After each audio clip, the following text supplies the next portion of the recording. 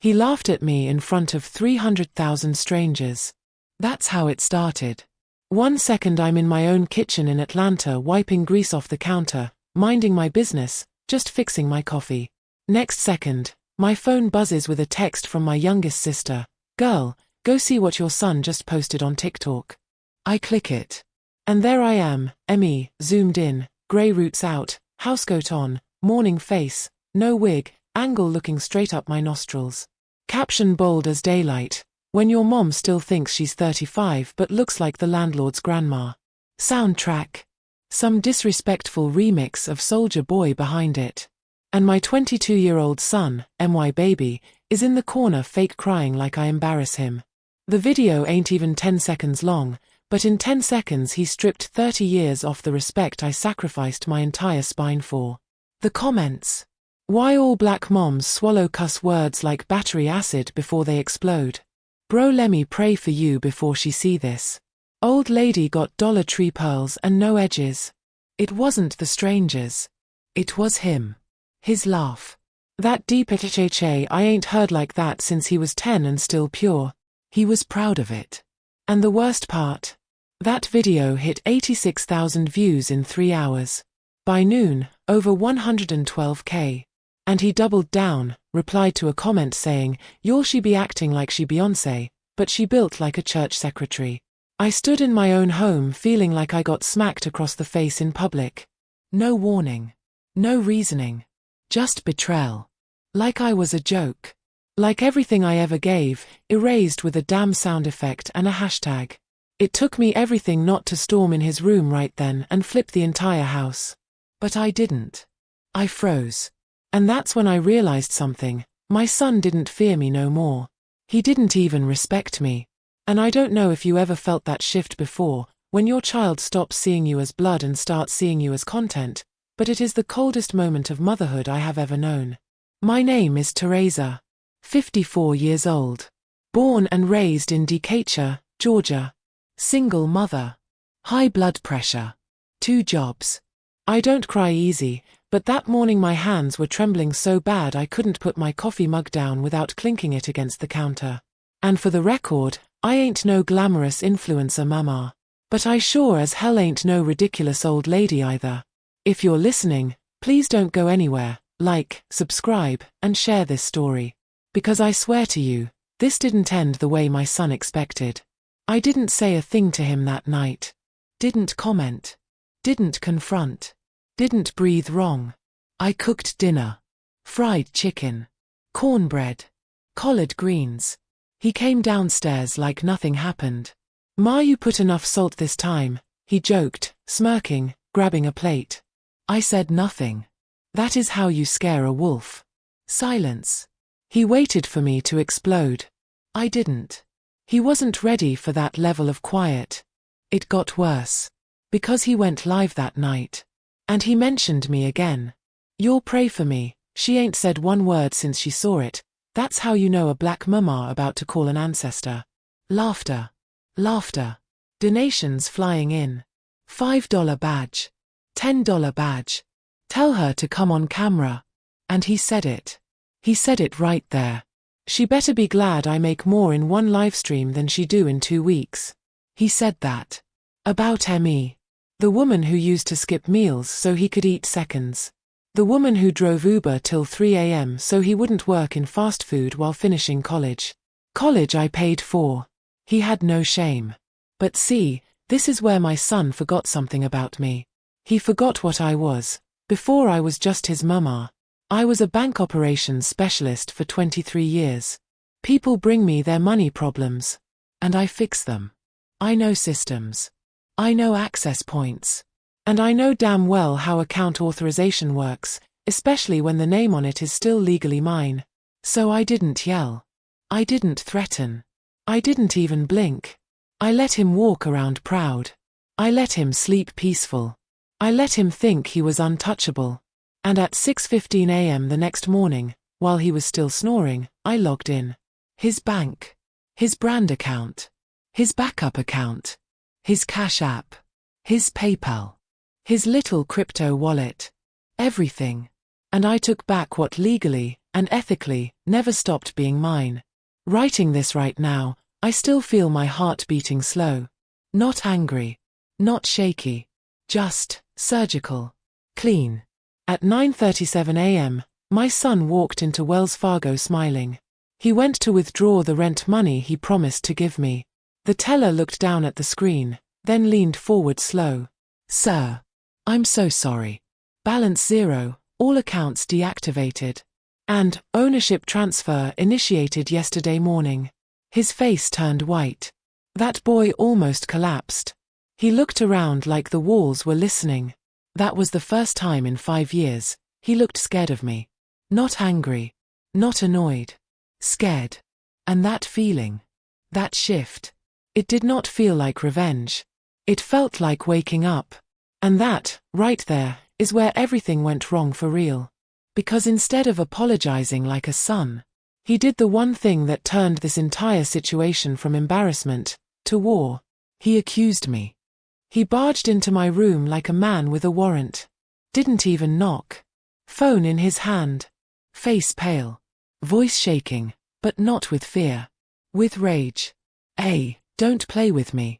Tell me you ain't touch my stuff." That's the first thing he said to me. Not Mema. Not what happened. Not even can we talk. Just, don't play with me. I looked up calm from folding laundry. He was breathing like he'd just sprinted. Still in his sleep shorts. Hair wild. The kind of panic sweat people get when they see their life flash. I didn't say a word. He stepped closer. Jaw tight. "I'm serious. My accounts are empty, gone, and your name is the only one on file besides mine, so don't lie to me." I simply blinked. He was talking to me like a suspect. Like I was some stranger on the street. Then he said it, the sentence that sliced through whatever softness I still had left. "This is why people say women your age shouldn't have access to *T you don't understand." I felt my lungs freeze. That boy, my own child, called me technologically incompetent. Right to my face. Like everything I ever did for him wasn't done by learning systems I had no business learning at my age, just so he wouldn't struggle. He stood there waiting for me to explode. I didn't. I said, quiet, steady, "Get out of my room." He scoffed. "Mama. Seriously. Enough. Just fix it. You don't know what you just did. I got brand deals waiting. You messing with my money now, that's federal." Oh, so now I'm federal? So now I'm a financial criminal? He kept going. Louder. "You think because I posted one little joke on TikTok you get to ruin my income? You know I pay the bills now.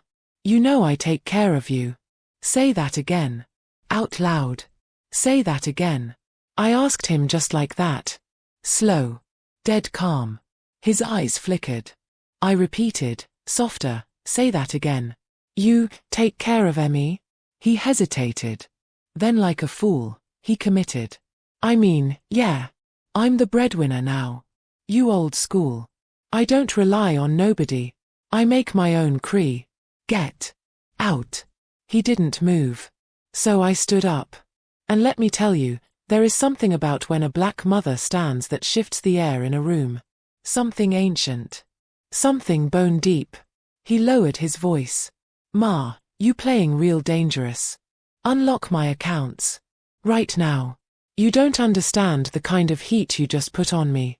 I swear I almost laughed. Heat. Heat, like I haven't taken bullets for him my whole life. Heat, like I wasn't the one paying off his freshman year debt behind his back when he almost lost enrollment. Heat, like he wasn't the one who disrespected me in front of 112,000 strangers for clicks. "Oh, you scared now?" I asked. He paused. "What? You scared the internet can see you broke? That the jokes can flip? Chem." "With all due respect," he started. "With all due respect." That's when I knew I was no longer his mother. I was a PR liability. And see, mothers can recover from disrespect. But once your child demotes you from sacred to brand risk, something breaks that never goes back. He tried one last move. "Mama. I'm warning you. If this money situation isn't fixed by noon, I will go on live, and I will tell the full internet what you just did to your own son. You'll be the one looking crazy then. A threat. A direct, public threat. From the same mouth that used to whisper "Don't leave me, Mama," when the lights cut off. And that was the moment I stopped feeling hurt, and I started feeling clear. "It's already noon," I said. He checked his phone. 11:58 a.m. He looked right back at me, eyes narrowing. "I'm going live.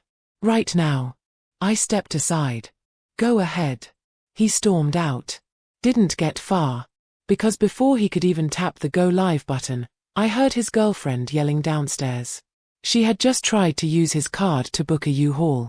And guess what message popped up on her screen? "Account terminated, owner override." Now it wasn't just panic. It was chaos. "What the hell you do?" she screamed at him. "Stop. Talk to me first," he snapped back. "I thought you said you was handling it, Cameron." "I am." Just shut up." "Nah. That ain't panic. That's a man watching his kingdom crumble in real time." And he still didn't know, that was only the beginning. Because at 12:01 p.m., 3 minutes later, his phone buzzed with a notification that turned his entire spirit to smoke. All devices signed out, access permissions revoked, owner modified. Not just bank. Not just wallet. All. His. Socials. Too. And by the time he ran back upstairs, I was waiting. In the hallway. Like I saw this funeral before it started. He stared at me. Breathing quiet. Shaking. And this time, he didn't yell. He whispered, voice cracking. "Mama, what did you do?"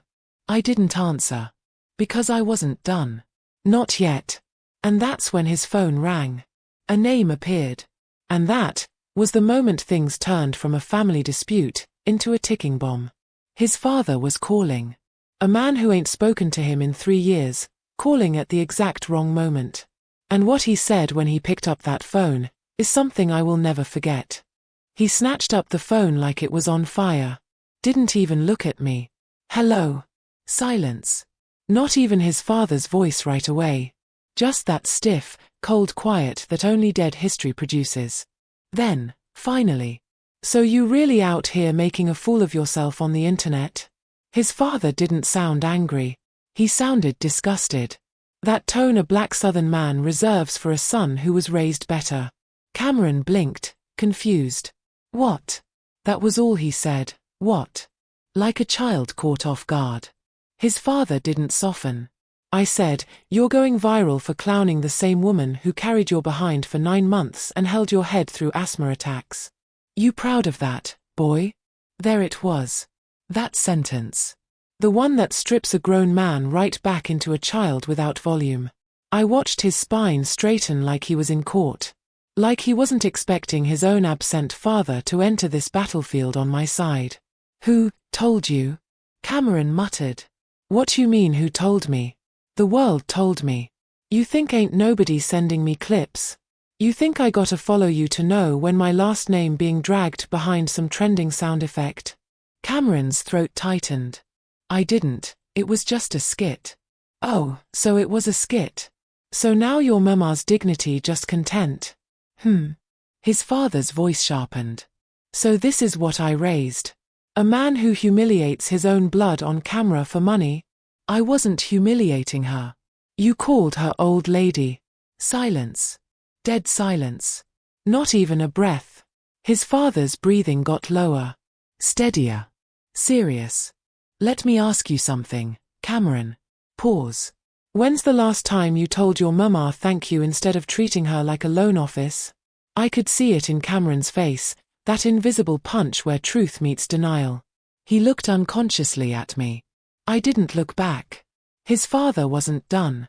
"And I ain't calling to embarrass you. I'm calling you because I'm embarrassed." That beat. That deep, shame-soaked beat. Do you know how it feels for a man to have folks calling him like, "Yo, that yo kid? The one dragging his mama online for likes?" Do you? Cameron didn't respond. So his father answered for him. "No. You don't. 'Cause you don't know shame no more." You boys raised by the internet don't know honor unless there's applause attached to it. Cameron's voice finally cut in, low, defensive. Dad, please. It's not like that. I provide for her now. You don't even. And that was his last mistake. Because that man snapped like a whip across state lines.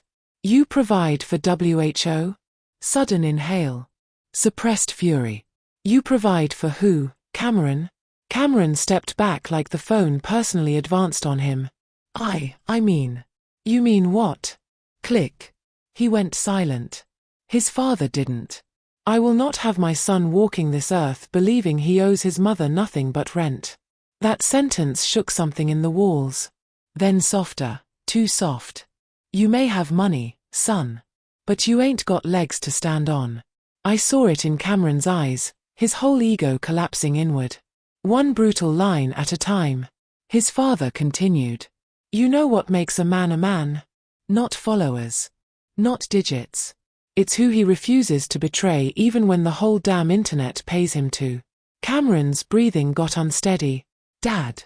And you. You built a platform humiliating the very woman who bled for you. And worse, you saw it go viral and instead of deleting it out of shame, you fed it. His voice trembled now. Not angry. Heartbroken. You fed it, Cameron. I saw Cameron's fist clench, hard, like he wanted to punch something just to keep from crying. Dad, look, can we talk later? This is not. You listen to me right now. His father's tone dropped below sea level. Because I promise, if you don't fix this, the internet won't ruin you. I will. Silence. Chilling silence. Then, click. Call ended. Just like that. No goodbye. No closure. Cameron lowered his phone like it weighed 100 pounds. He didn't look at me at first. He didn't say a word. His mouth opened, shallow breath, no sound. Then he looked up. Really looked at me. First time that day he saw me as someone who could bleed. His voice, small, cracked. Mama, did you really delete everything? I didn't answer his question. I asked mine. Why did it take your father, a man who ain't been here, to remind you what my voice should have already meant? His eyes dropped to the floor. He didn't have an answer. I didn't need one. I turned to leave. He reached out. Lightly. Not forceful. Not defensive. Just, lost. But right before he could speak. Bang. Bang. Bang. 3 hard knocks shook the front door downstairs. We both froze. His girlfriend's voice came from the stairwell, panicked. Cam, it's the police. They weren't banging like they were here to chat. They were banging like they already had something. Like they were 5 seconds from forcing the door if nobody answered. Cameron's head snapped toward the hallway. His girlfriend yelled again, voice trembling harder this time. Cam, there's 2 of them, they asking for you. I didn't move. But I felt it. That old familiar heat in my spine. Not panic. Not fear. Calculation. Because the police don't show up at noon to do wellness checks. They show up when someone has pushed the wrong red button out of pride. And I already knew who. Before Cameron could even think, his girlfriend screamed louder. They said it's about fraud. Cameron went blank. Then he looked at me like I'd set the world on fire. Mama, what did you do? He said it like I was some hacker. Some criminal. Not his mother. I didn't even look at him. I walked past him, slow, steady, down the stairs. The knocks got louder. Atlanta PD, open the door now. When I finally reached the entrance, I paused. Not to gather myself. To let them feel the silence. Then I opened the door. 2 officers. 1 older white man. 1 black woman. The black woman scanned inside quick, professional, not rude. Is Cameron Fields present? I didn't flinch. I turned slightly toward the staircase. He's coming. Cameron was halfway down, trying hard to walk like he wasn't shaking. The black officer took the lead.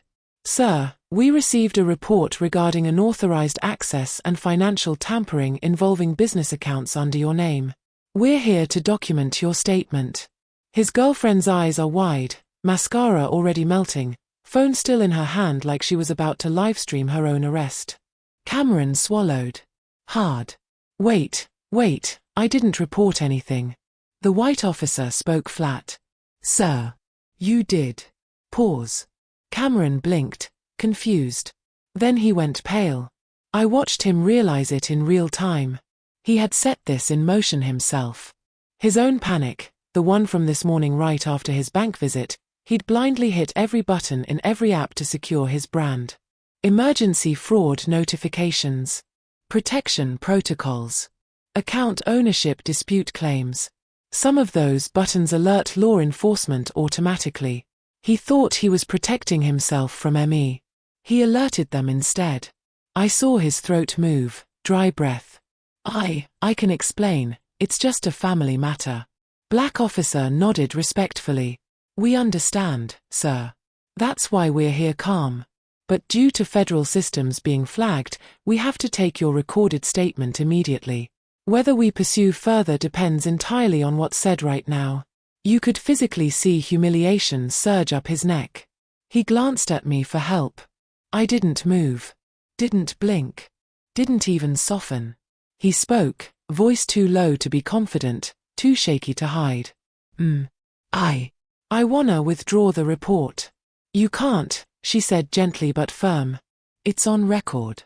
But you can state that it was mistakenly filed and that no crime has occurred. But if you even slightly imply otherwise, he'll be treated as a formal complainant, the white officer finished. And that means your mother becomes an active subject of investigation. His forehead broke into sweat. His girlfriend took 2 steps back like the plague just entered the room. Cameron stammered. No. My mother didn't commit any crime.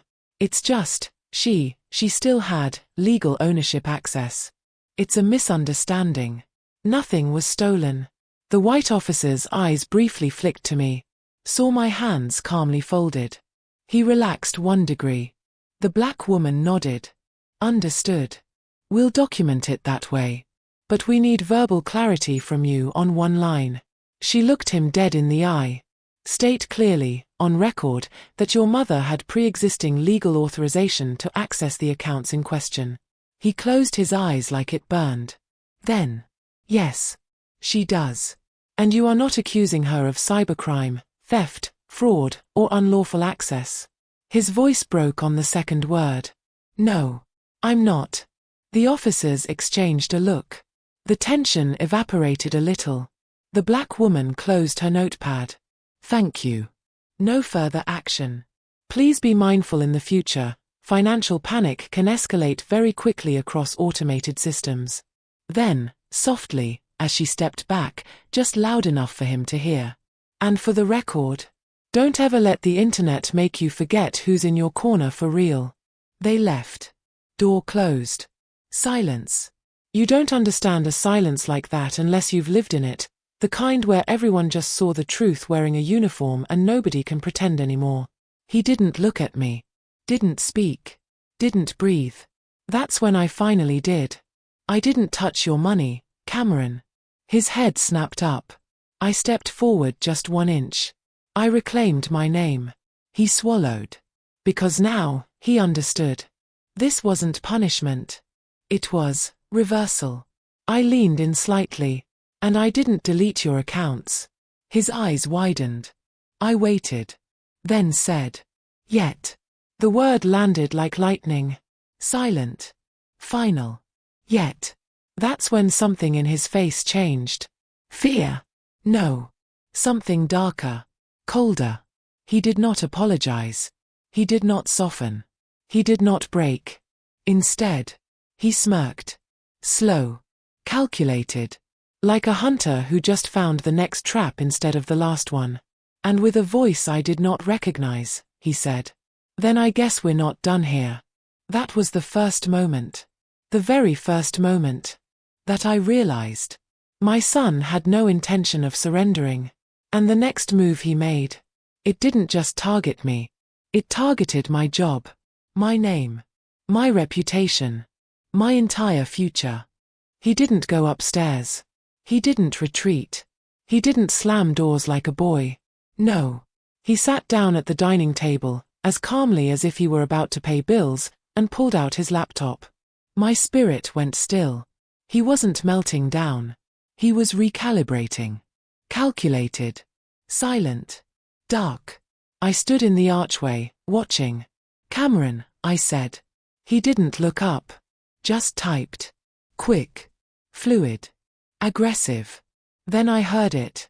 The faint mechanical click of my work email being entered. My work. Not my personal account. Not my Facebook. Not my forgotten Gmail from 2007. My active, payroll-connected, supervisor-reviewed professional account. Stop. That's all I said. He didn't. He typed faster. I stepped forward. Boy. I said stop. He finally looked up then, not with fear. With something worse. Something I have only ever seen in the eyes of people who want control so bad they'll burn their own house to prove they owned the match. "Oh, now you raise your voice," he said. "Now it matters. When it's your job on the line." The bottom of my stomach dropped. "Cam, what are you doing?" He turned the laptop so I could see. And that's when my knees almost buckled. He was drafting an email. To my corporate HR. Subject line already typed in bold. Formal ethics concern, protected class elder abuse and coercion. I swear, for a second, I forgot how to breathe. He kept typing. Fast. Heartless. He narrated it as he wrote, like a presentation. "I, Cameron Fields, son of Teresa Fields, am filing a formal report of power misuse and elder manipulation." I couldn't move. He kept going. "She accessed my financial business accounts without consent, drained assets, threatened retaliation if I sought assistance. That's not what happened. He ignored me. Has displayed erratic, retaliatory behavior which raises serious concern about her current emotional stability while representing your institution's clients. He was painting me mentally unstable. A liability. A danger. To my job. To my survival." I stepped forward, hand shaking as I slammed the laptop halfway shut. "Cam. Don't you dare." He snatched it back. "Calm. Too calm. You took my platform," he muttered. "You took my voice. I'm taking yours." We locked eyes. And that's when I understood it fully. This wasn't about money anymore. This wasn't reaction. This was a war of humiliation. Whoever got the last word controlled the world's memory. And my son. My baby.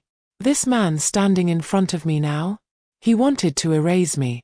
Not physically. Digitally. Socially. Publicly. And see, let me tell you something about men who need applause to breathe. They will not fight you where nobody can see. He needed a stage. He needed a crowd. He needed the internet. And so in the next 6 seconds, he did something far worse than send that email. He picked up his phone. He opened Instagram. But not to go live. No, this was worse. He went to create story. And pressed record. Live captions on. Hands steady. Voice cool. "Hey, y'all. If I go missing in the next 24 hours, my mother did it. My entire bloodstream turned into fire." He kept going. "And if my brand deals get cancelled, just know it's because my own Mima sabotaged me. She seized all my accounts. Destroyed my income. Told me this is what I get for being," and I quote, "too successful to humble." He was crafting a narrative in real time. Before I could even react, ping, ping, ping. Viewers already flooding in. His girlfriend. Recording, silently, like this was justice. I reached for the phone. He pulled back, never raising his voice, never blinking. "Scream. Go ahead. Hit me. Break this phone. I'll stream that too." That sentence. That sentence right there. I saw my freedom flash before me. Because I knew one wrong move, just one, and I wouldn't just lose my job. I'd lose my whole life to a headline. So I froze. And that's when he did it. He hit post. The story went live. 70, then 140, then 600 viewers in seconds. Screenshots already flying. My name. My job title. My face, in the reflection behind him. In seconds. Seconds. He looked at me like a lion who just tasted blood. "Checkmate," he whispered. Then his phone buzzed again. He glanced down, confused. Then again. Then again. Something changed in his face. Confusion. Then disbelief. Then pure, icy white panic. He refreshed the screen. Confusion turned into horror. He slammed his phone down. Hard. I watched the color drain from his soul as 3 words appeared dead center on the screen. Account has been banned. Not disabled. Not flagged. Permanently removed. Instagram. Completely gone. Every post. Every follower. Every brand approval. Years of his life, erased. Not by me. Not by a hacker. But by a force far bigger than both of us combined. But who? What? How? That boy's voice broke into a whisper that didn't sound like pride anymore. "Mema, what did you do?" But this time, I didn't answer. Because for the first time since this started, I was just as confused as he was. And that's when I heard my phone buzz from the kitchen counter. Not a text. A voicemail. From a name I hadn't seen in years. And that voicemail changed everything. The air was so thick I could taste the bitterness of it as I stood there in that living room. The same living room that just minutes ago felt like the safest place in the world, and now felt like a battlefield I never asked to stand in. Cassandra was still frozen by the doorway, her purse in one hand, her keys trembling in the other like she might run, but worried if she did, she'd give herself away. My mother was no longer pretending. Her voice had lost every ounce of warmth. She was standing behind the arm of the sofa, facing both of us, and suddenly I realized something terrifying. She wasn't shocked. She was prepared. "You keep lying, and I swear to God I will drag the truth out of you in a way you will never forget," my mother said, slowly. Deadly. The kind of voice that only appears when a woman already knows everything she needs to know, and is just waiting for you to dig your own grave. Cassandra's lips parted, a whisper instead of a voice. "Miss Angela, I don't know where this is coming from." "Baby, stop," I cut in, because I couldn't stand to watch her sink. "Mema, just listen to me." Her eyes snapped to me. Sharp. "Oh, I've been listening. All this time. You think I didn't see the shift in how fast you started protecting her, how you'd defend her like your own blood, and she would never quite meet my eyes. You thought I was blind." My throat closed. Cassandra finally stepped forward, slowly, hands up like she was surrendering. "Miss Angela, I love your daughter. I would never do anything to hurt." "Oh, you love her?" The silence when Mema asked that felt like the room itself stopped breathing. Cassandra's mouth stayed open, but no sound came out. My mother nodded slowly, as if something just confirmed itself. She exhaled. Once. And then she said, calmly, "Good. Then we won't waste time acting like I don't already know."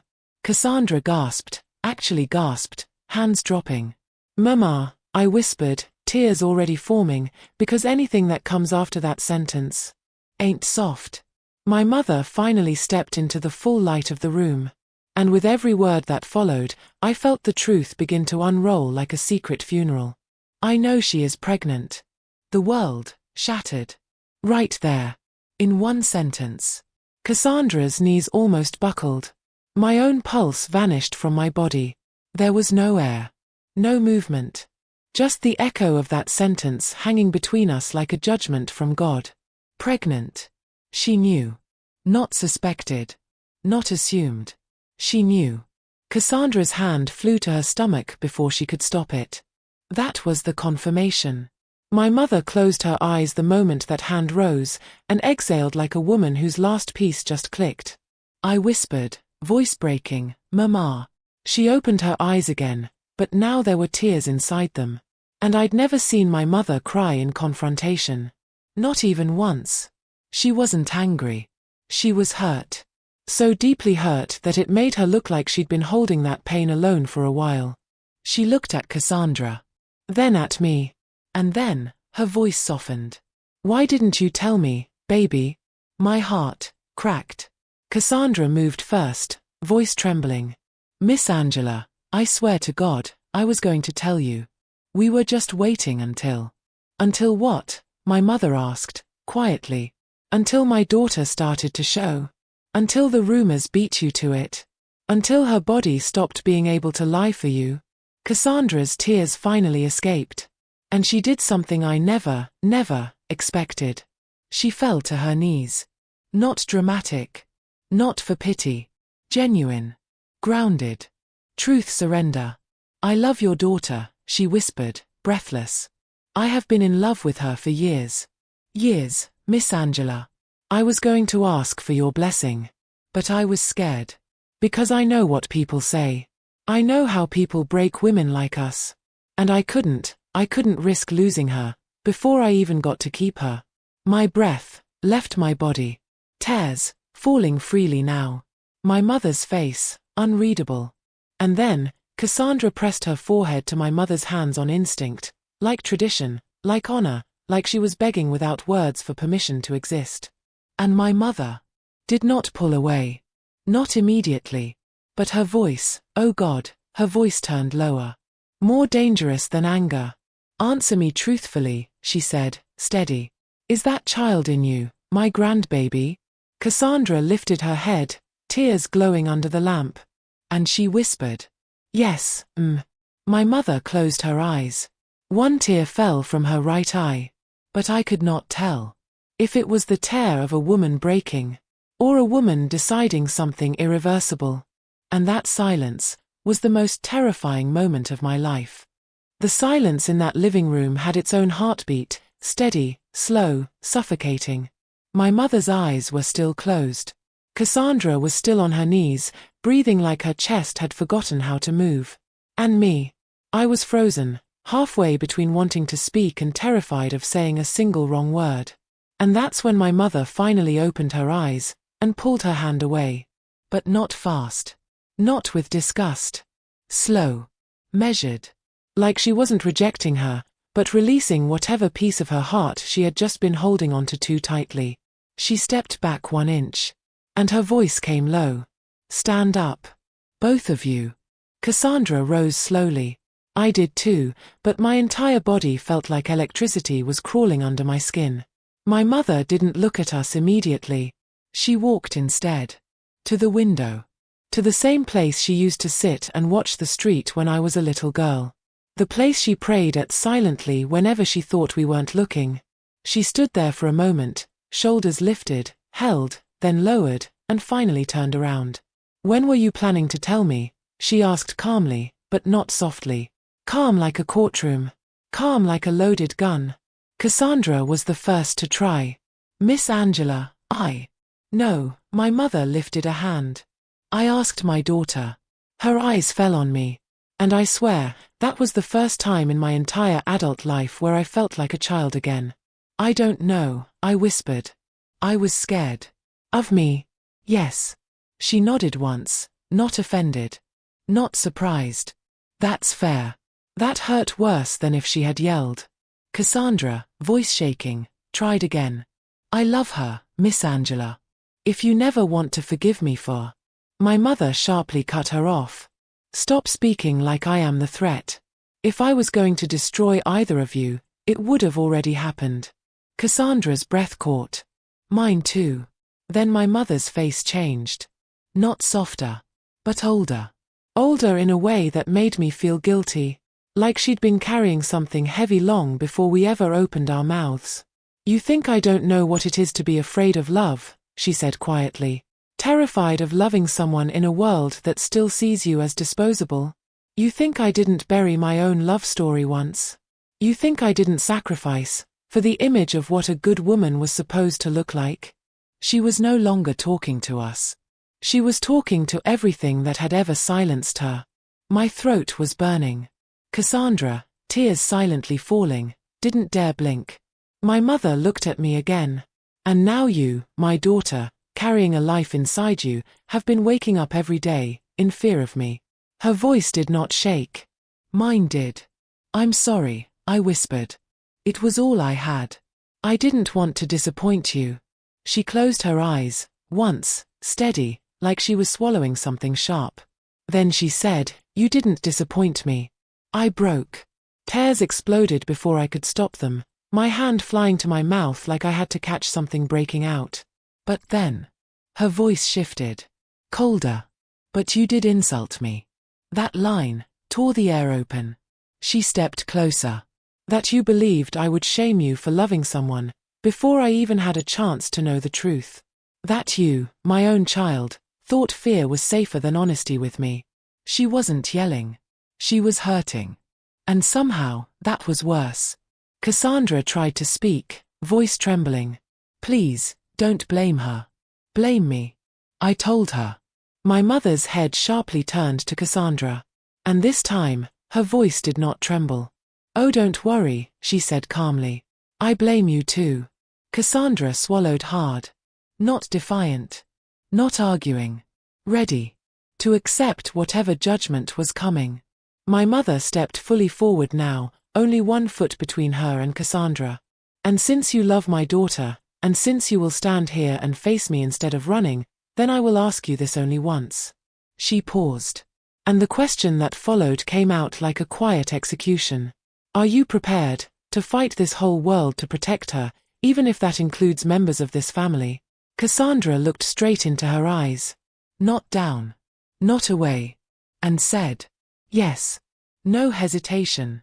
My mother didn't blink. "And are you prepared," she continued, voice lower now, darker, "to carry the weight of what comes with loving someone I raised, knowing I did not raise her to move blindly? Knowing I raised her to question, to challenge, to be ungovernable?" Cassandra's breath shook, but her answer didn't. "Yes, My mother's face did not change. "And if loving her, one day, puts her life at risk because this world is unkind, are you prepared to be the last line of defense before it reaches her?" The room went so still, it felt like even time waited for her answer. Cassandra did not blink. "I already am." That was the moment, I saw it. The shift. In my mother's eyes. Approval? No. Something far more dangerous. Respect. She looked at Cassandra. Then at me. And she said, "Good." We exhaled. Both of us. Too soon. Because the next line dropped like a warning shot. "Then you won't mind when I say this next part will not be gentle." Cassandra didn't flinch. I did. She continued. "From this moment, nobody outside this house knows anything. Not siblings. Not cousins. Not church folk. Nobody." "Yes, Cassandra whispered first. I nodded too. My mother kept going. "And that includes your little TikTok friends." The room froze. Cassandra's blood visibly ran cold. And slowly, very slowly, my mother turned her head directly toward her. "That's right," she whispered. "You thought I didn't know?" The ground just dropped. Cassandra's face drained so fast I thought she might faint. Her lips parted, but no sound came out. She didn't even blink. Just stood there, frozen, while my mother's words replayed in the room like an echo wrapped in threat. "You thought I didn't know?" The temperature dropped. "Mama," I whispered, warning or plea, I don't know. But my mother wasn't breaking her stare. "You think I wouldn't see a video that went viral enough to land in church group chats? In my age bracket," she continued slow, precise. "You think I don't know how these children circulate gossip faster than ambulance lights?" Cassandra's hands trembled. Not from guilt, but from the terror of realizing she was never hidden to begin with. My mother took 1 step closer. "I have known, since the second hour it went up." My knees locked. Cassandra closed her eyes for half a second, her body collapsing in defeat. "Mama, please," I tried again. My mother didn't even look at me. Her voice cut clean. That TikTok was not a child's mistake. She paused. It was a test. Cassandra's eyes snapped open. "What? Test?" She stared at my mother like she was seeing through time. My mother tilted her head. "You thought I didn't recognize a desperation move? You tagged no family. You hid your face. You masked details on purpose. And yet, you posted a direct warning for anyone watching." Warning. For who? My mother studied her like prey and student all at once, and spoke the word she had already silently decoded. You were warning my daughter. My breath caught. Cassandra, visibly shaking, nodded. Once. Soft. Painfully honest. My mother stepped even closer. And what exactly, she asked quietly, were you warning her about? Cassandra swallowed, hard, then lifted her head and finally answered. Her brother. It was the first time his shadow entered the room like a force. My entire spine went cold. Mama's eyes didn't move. But something shifted. Something old. Cassandra continued, voice trembling but steady enough to be truth. I kept seeing the way he watched her. How he followed her moods, studied her patterns. He tracked her life like an investor. He wasn't protecting her. He was calculating her. Every word landed like metal against iron. I saw how he manipulated information, she said. Especially when money was involved. How he made her feel guilty for boundaries. How he punished her when she wasn't who he needed her to be. And then. She said it. He is planning something. The way my mother blinked, slow, like she confirmed something she'd been waiting on, terrified me more than the words themselves. My voice was tiny. Planning, what? Cassandra didn't look at me. She kept her eyes locked on my mother, as if this wasn't just confession, this was witness protection. He's trying to clean access before your daughter pulls away from him for good. Clean access. My chest tightened so hard it hurt to breathe. He thinks if he gets to her finances, first, and emotionally destabilizes her, first, especially now that she's pregnant, he can permanently place himself as power of attorney. Not caregiver. Controller. Controller. Not protector. Not big brother. He wanted ownership. And for the first time since this all started, my mother whispered a name. Marcus. The room tasted poisonous. Mama's hands closed into fists, but she didn't rage. She stilled. Her voice became something so dangerous, it sounded calm. He doesn't know, she said, thinking aloud, that I already moved every dollar. Wait. What? She turned to me. You think I didn't notice? The night I walked past his room and saw spreadsheets glowing on his screen like blue fire? I was speechless. My mother shook her head slightly, a grim smile. I have lived long enough to know the difference between a protector and a strategist. Cassandra exhaled like she'd been holding that breath for months. Mama didn't stop. And before any of you confused love with loyalty, I made sure the only person with full legal access to you was me. Silence. Except this silence wasn't fear this time. It was revelation. My mother had been one step ahead the whole time. Cassandra looked like she was going to collapse. Not from fear, but relief. Her head lowered, tears falling as silently as prayer. But then, Mama looked at her again. And everything shifted back. You suspected he was going to move soon. Cassandra nodded, throat tight. And the tick-talk, Mama said, was you saying you urgently needed her to notice. Cassandra nodded again, tears spilling. My mother inhaled, exhaled, and said the sentence that had the power to change the future of this bloodline forever. Then I need both of you to understand something right now. She looked at me first. Then at Cassandra. And her face was no longer questioning. It was commanding. If Marcus makes one move, I will bury the son I raised. The air exploded out of the room. Not literally, but spiritually. My hands flew to my mouth. Cassandra choked on a breath. Mama's eyes did not waver. And I need to know, she finished, voice now ice and prophecy, that if I go to war, neither of you will shake. That was the moment I realized. This wasn't a rupture. This was preparation. And the real war hadn't even begun yet. War. The word wasn't spoken, but it was alive in that room. In the way my mother stood straighter. In the way Cassandra's hands steadied instead of shook. In the way I, for the first time that night, felt something fiercer than fear beginning to rise in me. Not rage. Not grief. A decision. My mother didn't sit. Didn't blink. She simply said, calm as a verdict. I will handle Marcus directly. My heart nearly slammed out of my chest. No, was all I thought. Mama. No. But before I could speak, Cassandra did. Miss Angela, if he senses it's you, he'll move. Fast.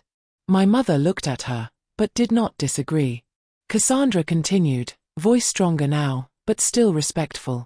He studies behavior patterns. He expects mothers to lead with emotion first. And if he even smells that you're onto him, he'll vanish and execute from the shadows. Shadows. That word sent a cold blade down my spine. My mother tilted her head slightly. So you're suggesting what? A pause. Then Cassandra said. He won't see me coming. Everything stilled. The air. My blood. Even Mama's breathing. But she didn't dismiss her.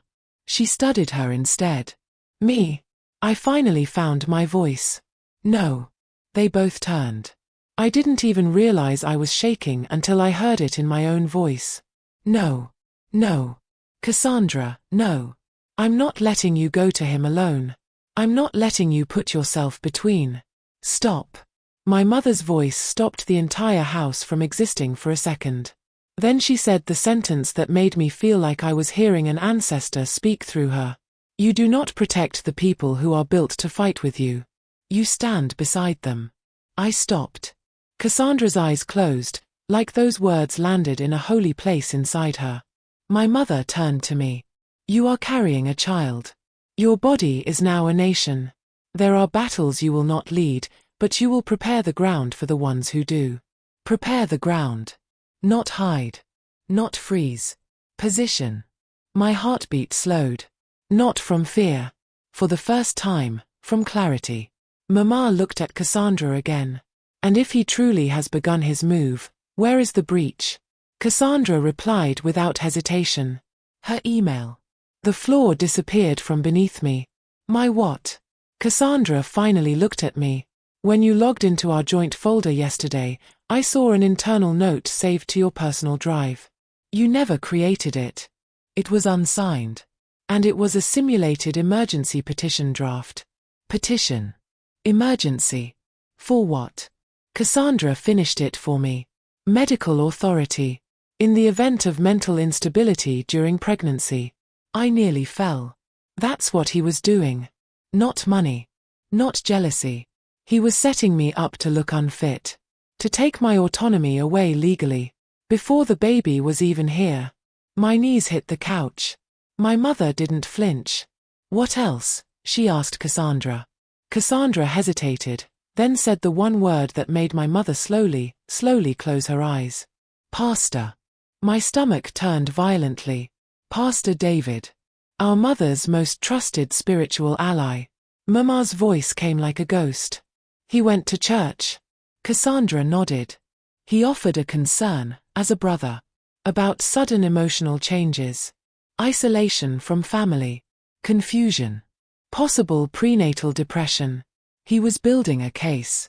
Not just for a takeover. For guardianship. Guardianship means power. Power means access. Access means ownership. Mama didn't lift her chin. But something behind her eyes did. Something heavy. Something old. Something victorious before it even began. Then she spoke. Low. Measured. Strategic. Then we moved tonight. I felt it. The shift. No longer defense. Offense. My hands trembled, but not with helplessness this time. Cassandra straightened, as if a warrior was being summoned inside her. Mama pointed at me. You go nowhere. You speak to no one. You answer no calls, unless it is one of us. My voice returned like a shadow. Yes, She turned to Cassandra. You will not confront him. You will follow the scent. Quietly. And you will bring me receipts so clean, I can drag every false prophecy out of that church by their collars if needed. Cassandra nodded. My mother studied her for a long moment. Then said something that didn't sound like permission. It sounded like knighthood. You may go. Cassandra didn't move right away. She walked to me first. Kneeled. Held my face in her hands like I was something sacred. And whispered. He will not touch you. Not a promise. A vow. Then she rose and disappeared down the hallway like she was entering war. My mother sat finally. Only then. And whispered to herself. This bloodline ends with me losing nothing. Not my child. Not my power.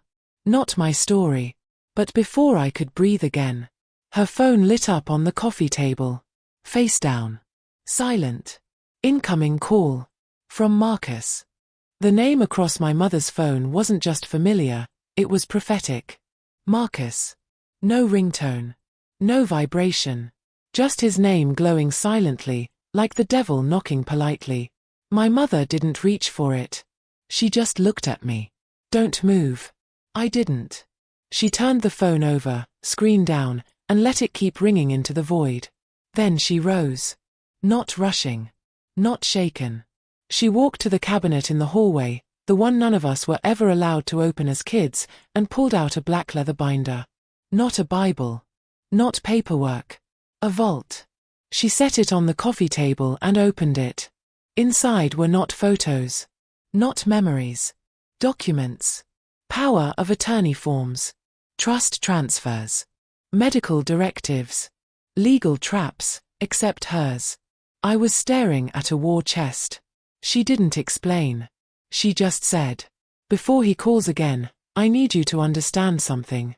I nodded, though air was hard to find. My mother sat across from me. Eyes right into mine. "I have watched you love people who treated you like a resource instead of a soul." Pause. "And I forgave you, because I taught you to save everyone, even if it killed you."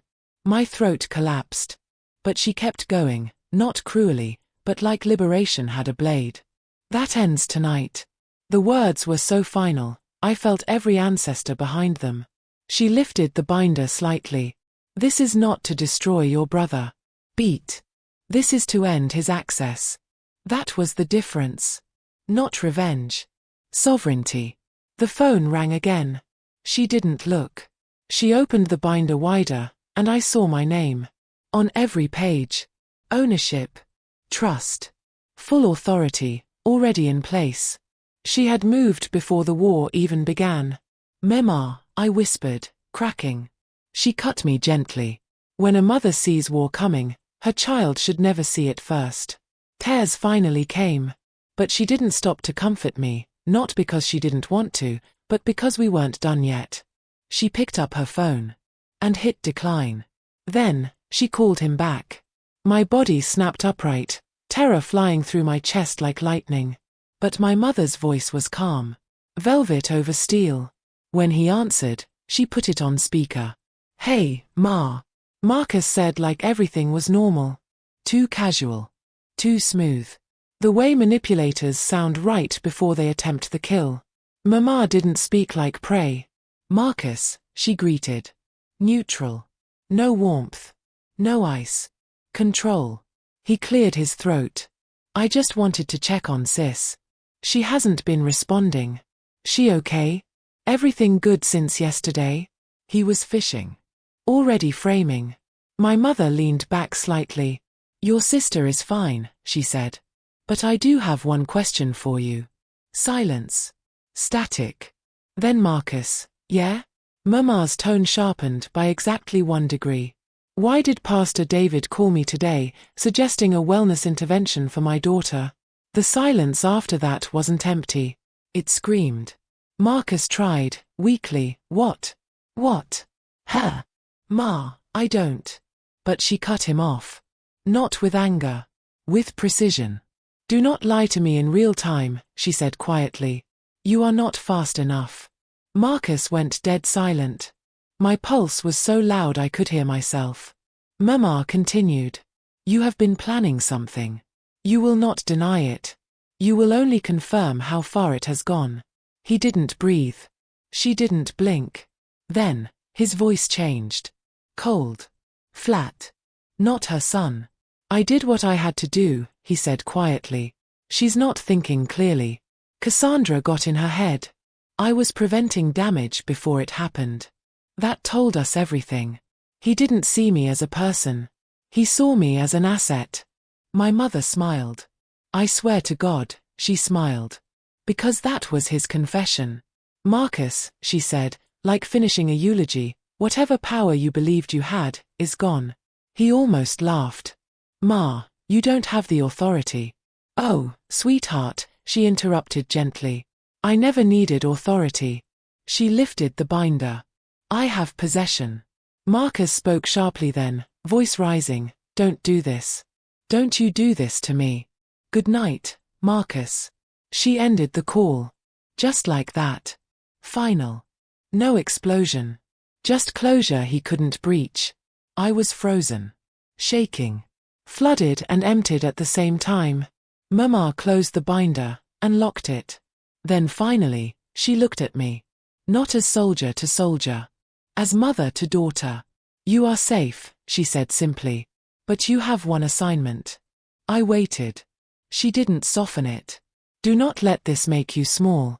Power is not silence. Power is authority.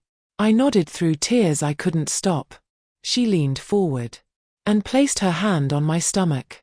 Your child will inherit your strength, not your fear. That's when I broke. But she didn't let me fall apart into mess. She caught my hands. Held them still. Then, finally, her voice lowered gently, like the world could rest for a moment. If you're still here listening with me right now, please like, subscribe, and share this story, and tell me in the comments, would you have been strong enough to choose war for your own peace?